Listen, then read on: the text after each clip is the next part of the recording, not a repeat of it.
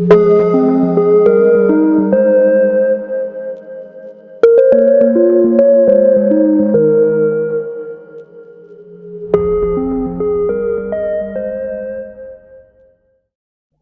1. You will hear a conversation between a clerk from a moving company and a woman who wants to relocate to the United States. First, you have some time to look at questions 1 to 6.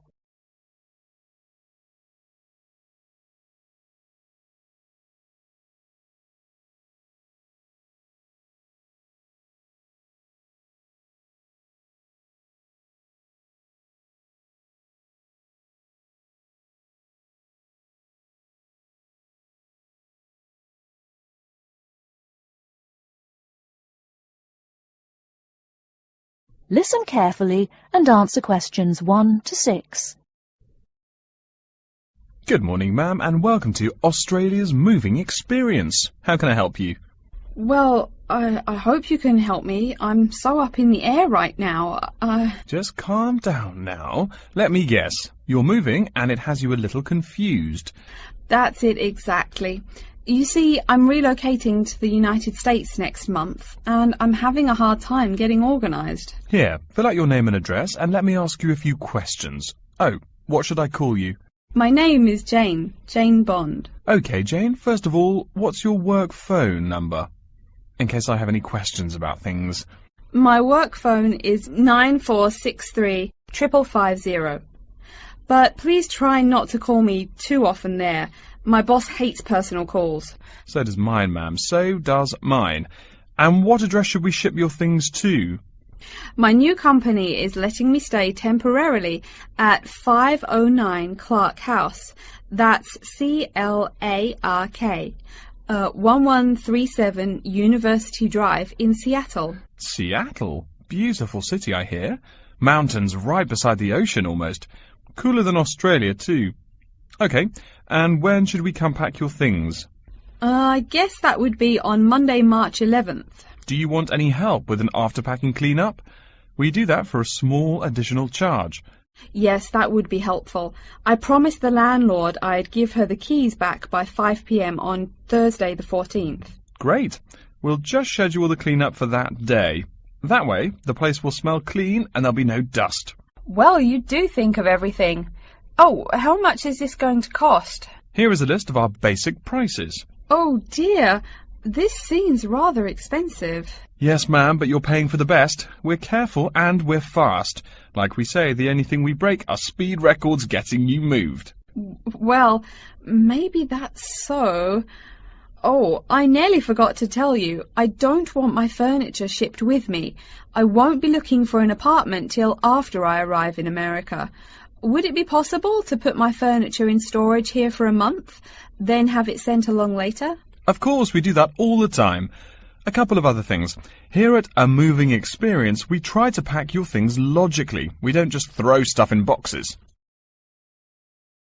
Before you hear the rest of the conversation, you have some time to look at questions 7 to 10.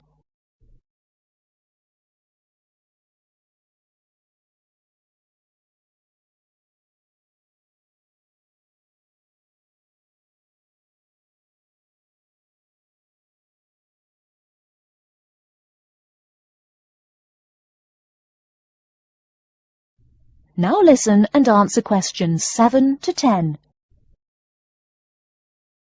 Do you have any special requests? You know, things you want packed in some special place, so you know where to find them. Like what? Oh, I don't know. Things like dishes, maybe. Not to be rude, but you look like a lady who likes to eat. Ah, yes, I need my dishes and things where I can find them quickly. Great. We'll put those dishes and cutlery in what we call the emergency pack. Can you think of anything else? I do have an antique tea kettle my great-grandmother gave my mother. I wouldn't want to lose that. So I guess you'd better put that in storage with the furniture. Grandma's tea kettle with the furniture. Got it. Say, how about things like your alarm clock? You don't want to miss your plane on the big day, right? Well, you certainly think of everything. Yes, that's right. I'll also need my alarm clock where I can find it. Fine, we'll put that in your personal package. And of course, we'll give you a list of where we pack everything. So all you'll have to do on Thursday the 14th is grab your luggage on your way out the door. I couldn't help noticing the new CD player you're carrying. Is that a Samsung? Why, yes it is. One of their best. Cost me nearly $100, it did. Do you want to take special care of it? I mean, it's brand new. Take care of it, but nothing special. You can just put it in storage with the furniture. That looks like everything we need here. I guess you're all set. That was certainly quick. Thank you, young man. This has been a most moving experience.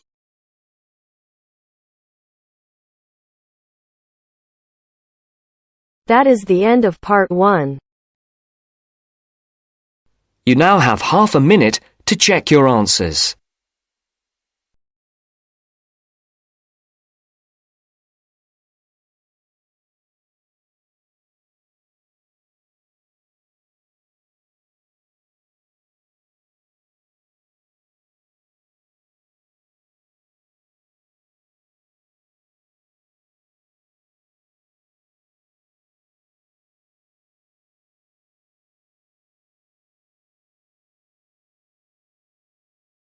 Now turns to part 2. Part 2. You will hear a talk about Runwell, a charity that raises money by organising running races.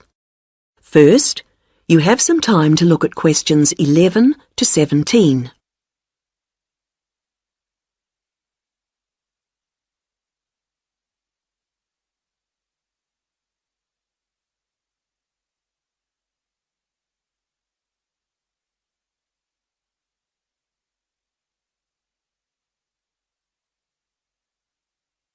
Now listen to the first part of the talk and answer questions 11 to 17. I'm very pleased to have this opportunity to tell you something about the Runwell charity and the work we do. I'll give a brief overview of what we do, and I hope you may be able to help, and then there'll be time for questions at the end. Runwell's founder, Mike Hughes, took up long-distance running in 1987, raising money by doing sponsored half marathons, and in 1992 established the charity as we know it today. By 1997, the runs were being filmed by local TV, and today they appear on national TV every year. All the funds collected by Runwell go to the hospital, with the idea that those fit enough to run use their energy to assist the provision of people who are unwell for whatever reason. Now, if you want to race, and I assume that's why many of you are here, let me explain a couple of the basics. Races are run by teams, so you need to form and register a team. What you wear to run in is up to you, and I know some teams come up with some pretty wacky ideas. We have a standard design for your numbers, which we ask you to reproduce. So you make them up according to that standard. We don't want to spend valuable funds on doing that ourselves. Now, the race is run as a kind of relay, so while you won't actually compete side by side, we do recommend that you train as a group. This helps to optimise performance and build team spirit. It will also give you a fair idea of how much you need to eat and drink over the race distance. This is clearly essential for an effective performance, so please make sure you come along to the race with sufficient food and drink. Again, we don't spend money on providing that, but you do need to keep yourself going for the 20-kilometre course. The course goes through the town, then out through Highfield Park, concluding in the main square, where the applauding spectators will be ready to greet you. There are many different prizes, including oldest runner, youngest runner, team with the most sponsorship, team with the best costume. That one's donated by Zoom Fashions. The Mayor will introduce the Minister for Health, who will hand over each prize to the winners, and then the hospital president will make a short speech. Before you hear the rest of the talk, you have some time to look at questions 18 to 20.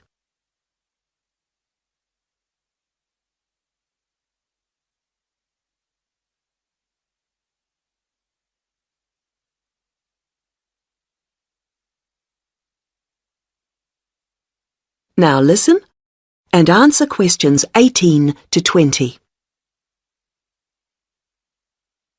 OK, that's the big race. But I know there are many people who don't feel they are up to running a 20-kilometre race, but who would nevertheless like to raise money for Run Well. Over the years, we've had experience of many ways of trying to collect money, some very successful, others less so. Now, of course, 20 kilometres is too far for children to run. But there was a sponsored swimming event at the local school last year, and that did very well. People have also tried to organise food-based events, such as selling homemade cakes and bread and so on at the market. And there was a large picnic arranged in 4 bright gardens, although these events failed to justify the efforts put into them, though I'm sure they were very tasty. These days, so many people are out at work all day that going from house to collect money isn't very effective. But it is possible to raise useful funds by selling small promotional items, such as badges with the Run Well motif on them. We're currently checking to see if postcards, perhaps showing the race's winners each year, might also be a good idea or not. We do appreciate the efforts that have gone into selling second-hand goods, but to be honest, the returns have not been very high on this. One very dedicated group organised a team quiz recently, which went very well, and it would be good to see more such activities. There's also been talk of a concert, but we'll have to see how plans for that progress. Now, are there any questions at this stage?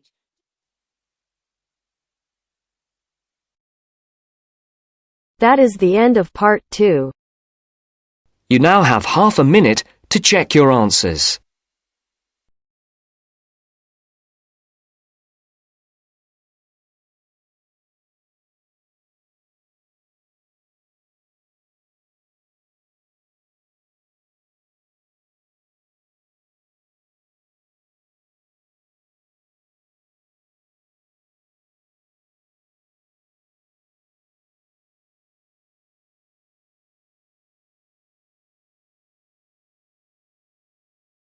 Now turns to part 3. Part 3. You are going to hear a conversation between Anne and Marcia. In the first part of this conversation, they are talking about the commands of training dogs. First, look at questions 21 to 25.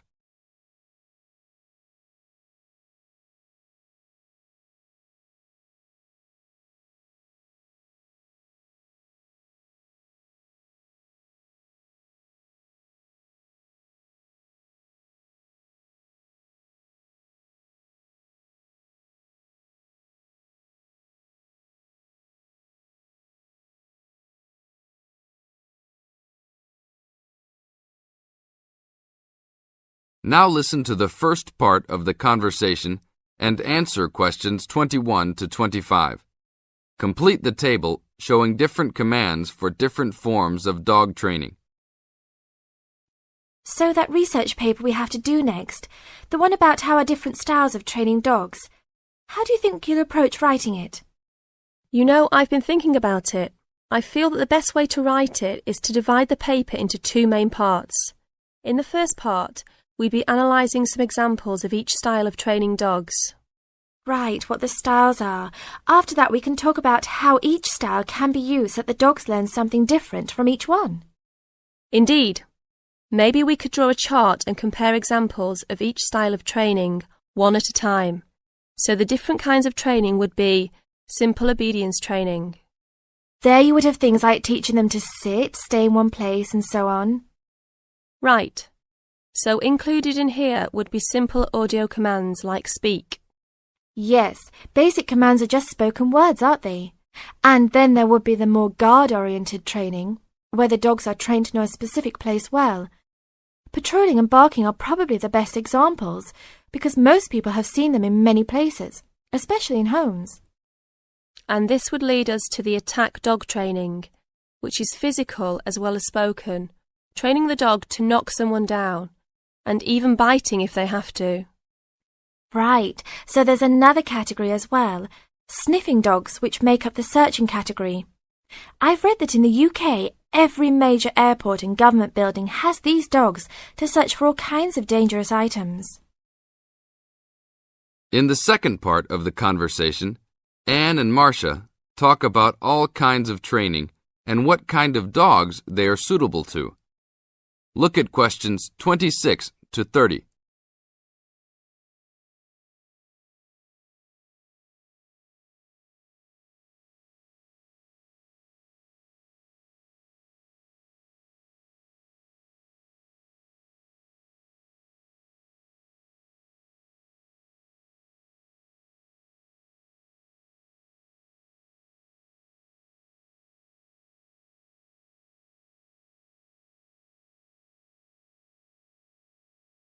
As you listen to the conversation, match A, B, C with the following forms of dog training. One has been done as an example for you. Listen carefully and answer questions 26 to 30. I can believe that. Well, we have a good list to build on. We're finally getting started now, so let's try to figure out when each type of dog training should be used. I guess we can start by trying to figure out the best situation for each type of dog training. What do you mean? What I mean is whether each type of training should be used with different kinds of dogs. We could use basic obedience training, for example, and ask whether it's more useful for a small dog, a medium-sized dog, and so on. In this case, I'd say obedience training is best with small dogs, because they tend to get excited easily, and this will help keep them out of trouble. Okay, that makes sense. Then let's look at physical training. Even though some people think it's ideal for every breed of dog, I think it's better suited to the larger kinds. Small dogs usually just aren't smart enough to understand the physical commands, and they can even get hurt from them. The specialised sniffing training is the same. I think they're better with the more intelligent breeds of dogs, and they're hardly ever useful with really small dogs. Attack training, however, can be useful for every kind of large dog, as long as the dog is treated well and given a lot of care and attention. All right, and what about guard training? Barking is an ideal way for small dogs to guard a home. I know they aren't big enough to stop a person, but making some noise is often all a dog needs to do. Other kinds of guard training like biting, though, are different. I'd always plan to teach those to a smart dog, give them a chance to use their brains and defend their homes. I'd have to agree. Trainers often just teach large dogs to bark at a person when they think something isn't right. But if they know how to use physical skills in a bad situation, they could save their owner's life someday. Yes, I suppose that different people would have different needs for their pets. Right. And different trainers would recommend different methods for different breeds. That is the end of part 3. You now have half a minute to check your answers.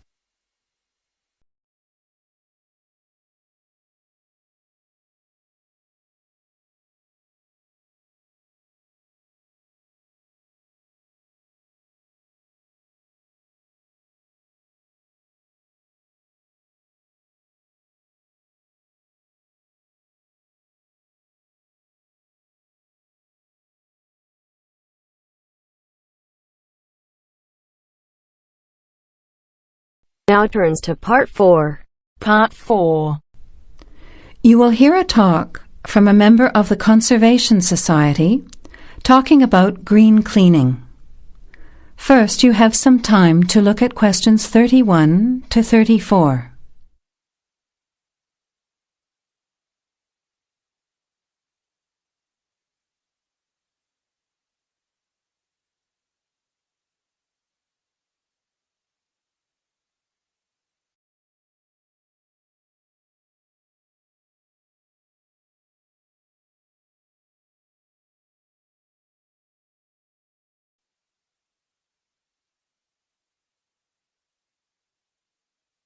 Now listen carefully to the talk and answer questions 31 to 34. Good morning, everyone. It's a pleasure to be here as a representative of the Conservation Society to talk to you about green cleaning. In other words, about ways you can help to save the environment at the same time as saving money. I'll start with saving money, as we're all interested in that, especially students who are living on a tight budget. Probably none of you has sat down and calculated how much you spend on cleaning products each year. Everything from dishwashing detergent, window cleaners and so on, through to shampoos and conditioners for your hair, and then those disasters, products to get stains out of carpets or to rescue burnt saucepans. I can see some nods of agreement. Even if you don't spend a lot of time on housework, you'd end up spending quite a lot of money over a period of time, wouldn't you? We can save money on products and also use products which are cheap, biodegradable and harmless to the environment. These I will call green products. Unfortunately, most cleaning products on sale commercially are none of these, and many of our waterways and oceans are polluted with bleach, dioxins, phosphates, and artificial colourings and perfumes. Also, think how many plastic bottles each household throws away over a year. They'll still be around in landfill when you are grandparents. So we often feel there's nothing we can do to make a difference, but we can. The actual recipes are on handouts you can take at the end of the talk. The sorts of ingredients I'm referring to are things like bicarbonate of soda, eucalyptus oil, ammonia, vinegar, lemons, pure soap. Lastly, many people find they are allergic to modern products. So for all you asthma sufferers, keep listening. Nothing in these recipes should cause you any problems. An end to itching and wheezing. Now you have some time to look at questions 35 to 40.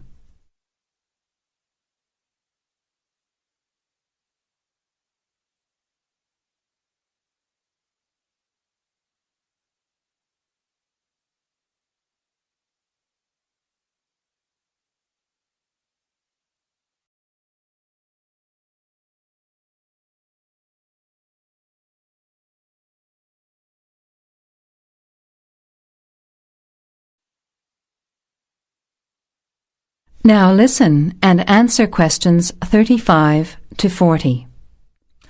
So, let's start with spills and stains. Soda water is wonderful as an immediate stain remover. Mop up the excess spill. Don't rub, but apply soda water immediately. It's great for tea, coffee, wine, beer and milk. As is salt or bicarbonate of soda, which will absorb the stain. Then vacuum when dry and shampoo if necessary. While we're talking about disasters, let's quickly look at some others that can be avoided. Bicarbonate of soda is wonderful for removing smells, especially in the fridge. An open box in the fridge will eliminate smells for up to 3 months. And those terrible burnt saucepans, either sprinkle with our good friend bicarb again and leave it to stand, or cover with vinegar and a layer of cooking salt.